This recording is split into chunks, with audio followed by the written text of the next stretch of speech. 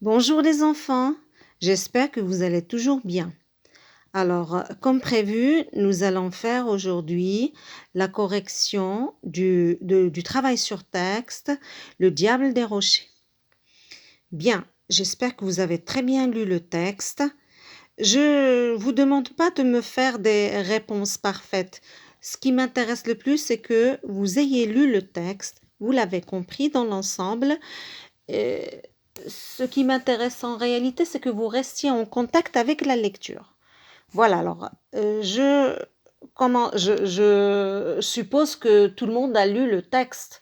Alors, de quel type de texte il s'agit? C'était la première question. C'est bien entendu un texte narratif. Parce que déjà, le texte, il commence par c'est l'histoire, ou bien cette histoire s'est passée dans un pays aux étranges habitants, un peu chat, un peu lapin, etc., etc. Donc déjà, ils vous disent que il s'agit d'une histoire. Et qui dit histoire, dit texte narratif. Donc dès le départ, vous avez un indice. C'est une histoire. En plus, vous avez des événements, vous avez des personnages, vous avez un lieu, vous avez le temps, ça s'est passé il y a bien longtemps. Voilà, donc c'est un texte narratif. Qui en est l'auteur?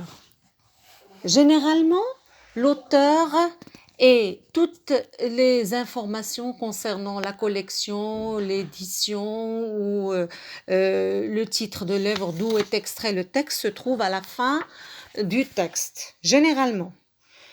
Et vous l'avez en effet à la fin du texte. Votre texte, vous avez, et c'est écrit Le Diable des Rochers de Grégoire Solotareff. Voilà, l'auteur c'est Grégoire Solotareff.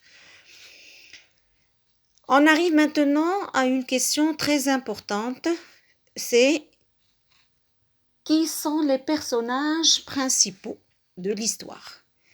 Bien, je rappelle, le personnage principal, c'est la personne la plus importante de l'histoire autour duquel tournent les événements.